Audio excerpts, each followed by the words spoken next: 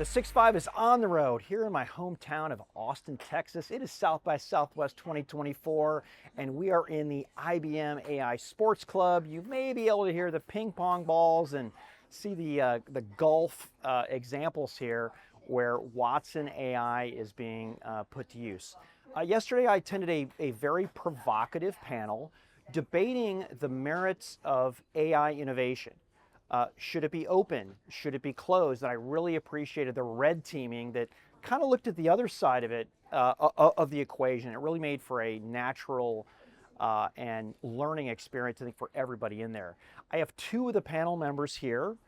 Welcome to the 6.5. Thank you so much. Good to be here. Jan, Thank you. great to see you. No, this was good. I really appreciate, it's funny, as industry analysts, we sometimes pretend we can't learn anything. Like, we bring all of the knowledge, but I walked away with two nuggets that from that. So I want to thank you for all of that. Great. I'm glad you enjoyed it. Yeah, so in the very end, which was kind of the punchline of the discussion, was, hey, there is an AI alliance that has been formed by multiple companies, spearheaded first by IBM with Meta, with hundreds of companies and organizations out there. Can you talk about that organization for those who might not be aware of it? Yeah, happy to. So in the context of a shared belief and a shared commitment that a healthy open innovation ecosystem is essential to, well, it's essential to the past, to the present, and to the future of AI, we came together and we brought organizations from some of the world-leading universities, like is a good example here, represented Berkeley, but many world-leading universities, startups, established players, science agencies, nonprofits as well, all coming together, all in total over 80 institutions. Collectively, they invest over $80 billion of R&D a year. The universities in aggregate are educating over 400,000 students at any given time. And what we do is we come together across a series of working groups, everything from benchmarking and the safety of AI models to enabling a diverse hardware ecosystem for AI, a whole variety of projects. But our shared commitment and our purpose is to collaborate, to create, and to advance open innovation in the world of AI, because we believe that that is the future. It makes it safer, delivers broader economic prosperity if we have an open ecosystem. So that was the purpose, and that's why we came together. So I have to ask you, Jan, first of all, can you talk a little bit about Anyscale and why are you interested in this alliance? Yeah, so I do wear multiple hats. I am, Anyscale and Databricks and UC Berkeley primarily. And actually, in my history, I am open source proponent, advocate. I was part of many open source projects before, like Apache Spark for big data, Ray, which actually has been used to train ChatGPT at OpenAI, and many others, so also more recently. And so I'm truly a believer in open source, and I do think that open source is fundamental, like Dario mentioned, to accelerate the economic progress.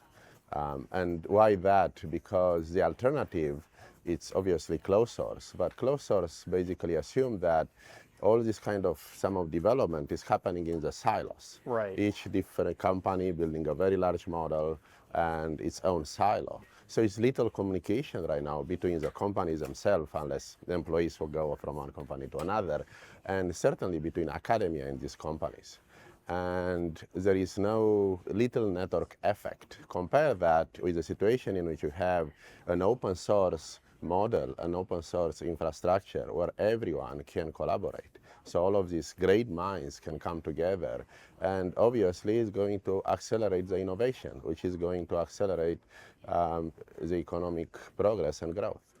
Yeah, so Jan described a little bit, I think, of kind of how we got there, but why did IBM and Meta form this? What was missing? What conditions were you seeing that might be a sign that you had to pull this together? Because, alliances are a lot of work, and I've actually chaired a few, I've been part of a few in my history, and some of them, worked spectacularly, and even some that I view as an analyst are kind of press releases and don't result, but what got us to this point?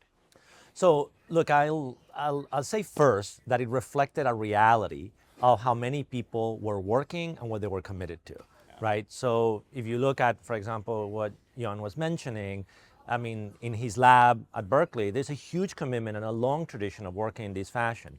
So the first thing that drove this is seeing that all of these institutions, AI was a top priority for them. Right. They were doing it in this fashion, but they also, the motivation, the action came from the fact that we also saw lots of arguments being put forth around, oh, for some reason, open is dangerous, open is bad for AI, right? And we've all heard that movie before, right? Sure. We've heard it with Linux, and we've heard it like, there's many, many long stories around that. And we all these institutions strongly disagreed with that perspective.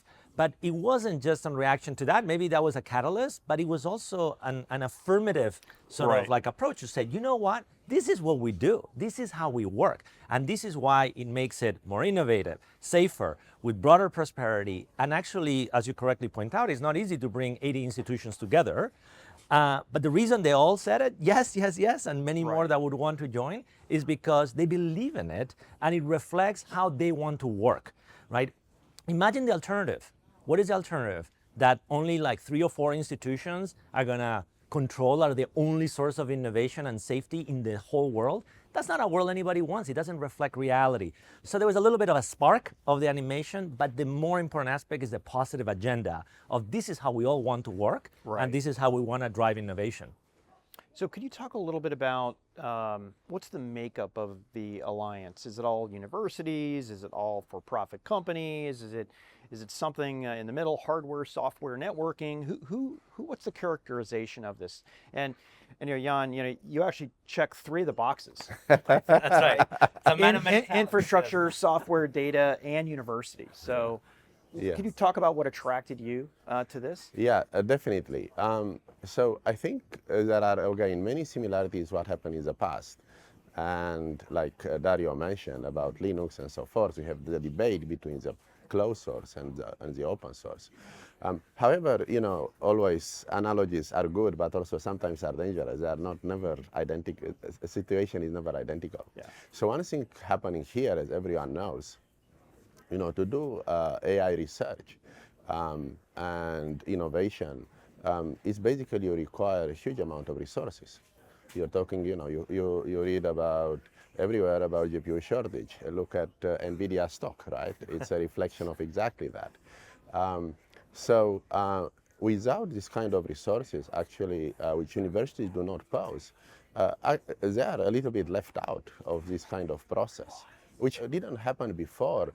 In other areas, right? When we developed Spark at Berkeley, we could do that, right? But here, to develop and train a new model, you need huge amounts of data, you need huge amount of computes we do not have. And I think the Alliance allows all this kind of, bright minds in academia and elsewhere, again, to be part of the process, take part of the process. Let's not forget that deep learning revolution was started at universities, right, in academia, like many other things in the past. So having everyone part of, allowing them and enabling them to do now the research, I think it's critical and extremely exciting. So we are very happy to be part of the process and help with it. But that gives you a little bit of like the context of universities who are so important, right, to this ecosystem that really are having that challenge, right, of access to compute and data. So by creating the Alliance, we also foster this way of working. So you were asking who is part of this. So you have, great universities like, Berkeley and Cornell and RPI and NYU and many others, and in Europe, EPFL and ETH and Imperial and, and you have University of Tokyo in Japan. So many, many incredible universities are part of this. You're seeing established companies, but also diverse from software, right? Like, companies like Oracle and, see obviously IBM and others, but you see AMD there and Intel there, and startups that want to participate in the hardware ecosystem around that. You see startups, You see nonprofits like the Simons Foundation, for example, that supports a lot of basic science because they see how AI is going to accelerate science. But you even have entities like the Cleveland Clinic, Right. because they care about AI applied to healthcare. So actually, one of the strengths is you see tremendous diversity. You see science institutions like CERN or NASA Right. around that. So really, really diverse. Each one brings a different element and a different value to the equation. It's funny, there's everything has two edges, right? With that many people, how do things actually get done? And so how's it organized? And then what is the output, right? Yeah. That is a key question. So look, the way it works is that first there's a method. We're all going to work together and contribute in open source. Right. So first there's a methodology to this. There's no contracts, no IP. Everything that we Okay. work together has to be done in the open, number one. Two, you begin by taking a survey, which we've done already. It says, okay, we have different tracks, right? Everything from open data and models to how you benchmark to how you enable hardware ecosystem to work. So you have, here's a track. Who's interested in what track? People say, I'm interested in track 1 and Right. 3, whatever. We take that in, we form working groups, which we have already, with leaders from different institutions, and then they actually get together and they create a work scope, and you're gonna see a lot of technical output that is gonna happen starting a month from now. So it's basically, we have a mechanism to work together, we have a preference mechanism to elicit who wants to be part of that, and we have an organizational structure to collaborate and to Right. do that. And honestly, there was a lot of duplication. If you look at benchmarking or things like that, does everybody need to invent their own benchmarking or models? Right? Absolutely not. Yeah, so there's going to be a lot of also, the modern way of doing standard setting by best practices that we can all agree on. Right. Again, Jan, it's impressive. You're representing almost three different viewpoints of this. What are you most excited about the deliverable coming out of this? How does it help what you are working on? Or is it, as an industry analyst, I do this, I have an interest because I know this industry needs this to innovate, and innovation has always been disaggregated, and that's my interest in this. Yeah. So I think two things. First of all, like Dario mentioned, many of now the members of the AI Alliance already they are doing open source. It's what they are doing. That's why they are coming together.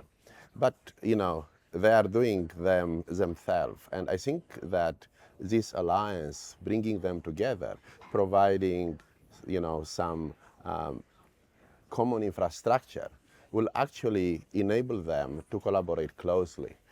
Will enable us to avoid some duplication, to strengthen the most promising projects. Right. And I think that will be very good for the entire open source AI ecosystem. And again, this will be another vector of accelerating the innovation. The other thing I think I'm very excited about is that hopefully will enable the entire community to have access to high quality open source models. And I say open source model is, again, there are many degrees of openness. I'm referring to truly open source, in which there are models which are trained on open source data sets. The algorithms to train the models are open, Right. and the models themselves are open, right? And therefore, everyone can take these models and then actually peer into them, see what problems they have. That's kind of about the safety. That we believe that fundamentally the open source is the best way to achieve and to lead us to safe model, to safe AI, and then iterate, and then to have confidence in using them, right? Because you know what they are trained on, you know what algorithms you're using to train. So it's not only you have the weights which are open. So let's get tangible here. By the way, it always has to start with a vision, right? And I like the way that you separated the work product and the deliverable and the different teams. Which projects are currently underway right now, like work being done right now? The whole area around safety and benchmarking of models, that whole life cycle around that is like, the most popular one. There's many Right. projects underway, but this whole aspect of this a whole life cycle, as Jan, was talking about, from like data, model, validation, right, and verification, and how you do this. And there were many people proposing ways to Right. everything from the benchmarking to the safety aspects and the tooling associated with how you improve the safety of the models, that everybody was doing a little bit ad hoc, right?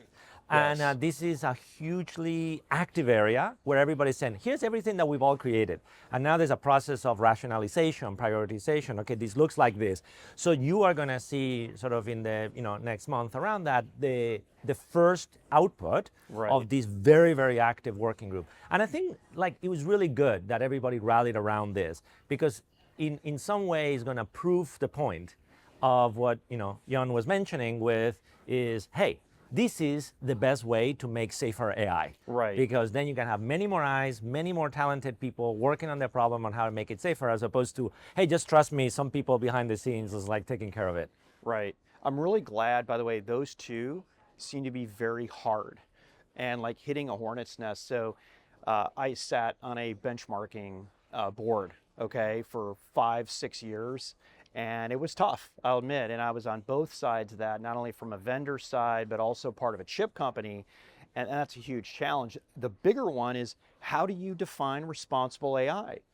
Could differ by continent, could differ by company. And I think what we're seeing, a lot of the conversation today, right around certain models is, wow, this is kind of fraught with peril in a way, but to make it mainstream, it has to happen. And I have confidence that the industry is going to figure it out, just like we figured out the safety of electricity, the safety of elevators, the safety of ENIAC, and things that came after that, because new things are scary, right? And have some negative consequences if not done appropriately. So I like the debate, like the conversation.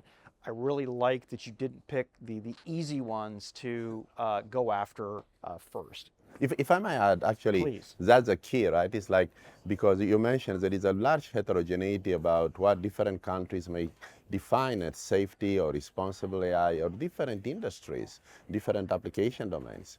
And this will provide you ultimate flexibility, again, having access to the data, to the algorithms, to create the models. Right. Because you are going to train maybe on a subset of data, which you deem as being safer, right? You may use different algorithms or different alignments and so forth. So having access to the entire process, puts you in the best position to tune the model, to train the model for what you need.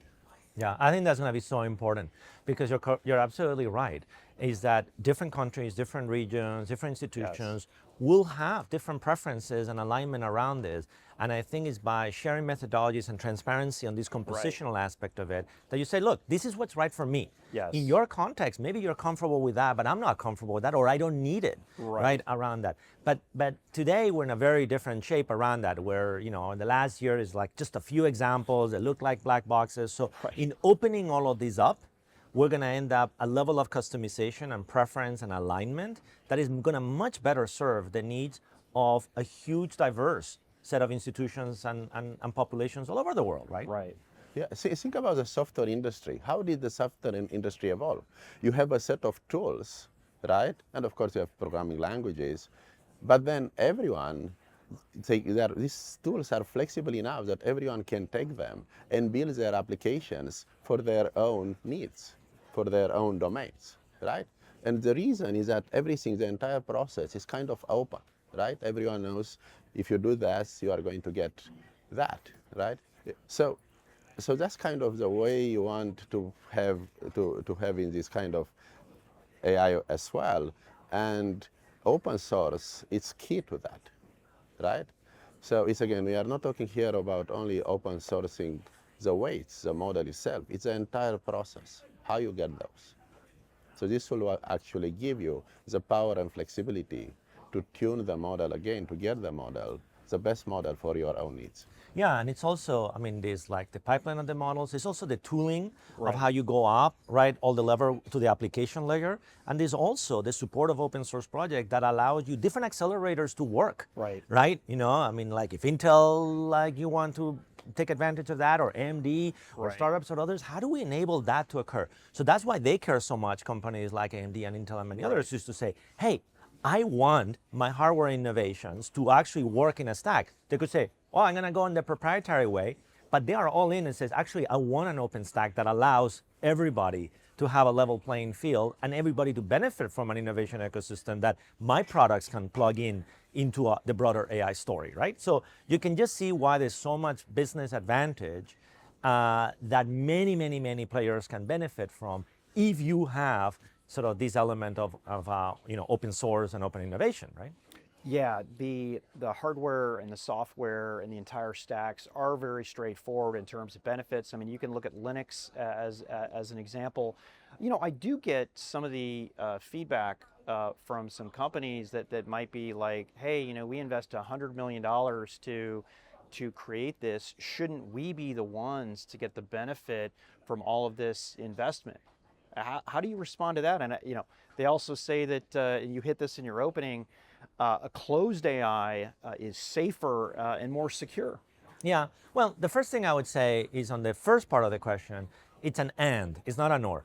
I think a good strategy as a company is you say, here's the elements of it in which I'm all in on open and why this is good and where I'm going to contribute. Right. And then obviously it's incredibly common and normal to also have an element of your software stack that may be proprietary and so on. So I think the key is not, is it this or that? Yes. It's what is it that we want in the open innovation ecosystem, and then what are the opportunities for further differentiation that people could do in a proprietary fashion, right? Right. So that's number one.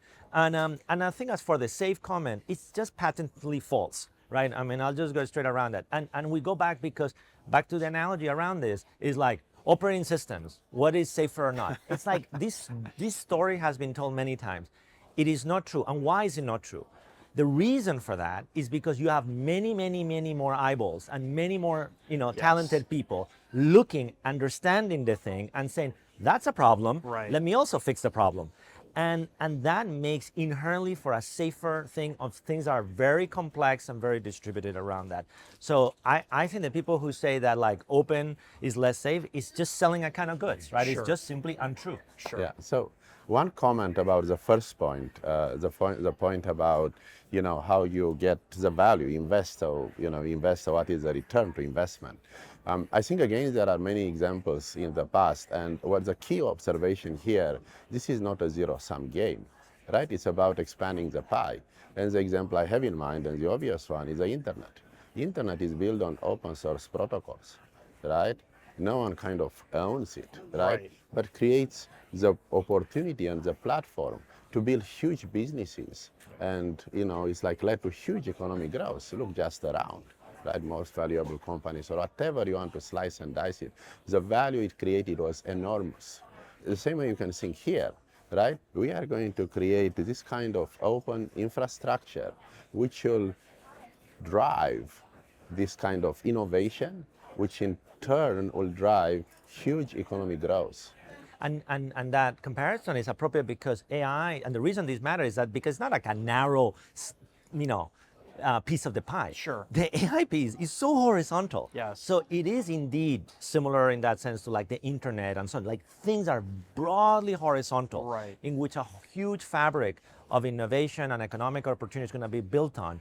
So it's very hard to make the argument of something that is so broad, so horizontal, that should be like controlled, by just like one or two players. And even if they made that attempt, it's just not going to succeed. Sure. Because too many people want to build on something that gives them their own sort of competitive advantage on top of it, and they don't want to be beholden to just say, well, from now, it's like saying like in the internet, imagine the internet had been built, but like it was only around one company Right. or two companies. No one would accept that. It wouldn't have worked, Right. in the way it has. Right. Appreciate that.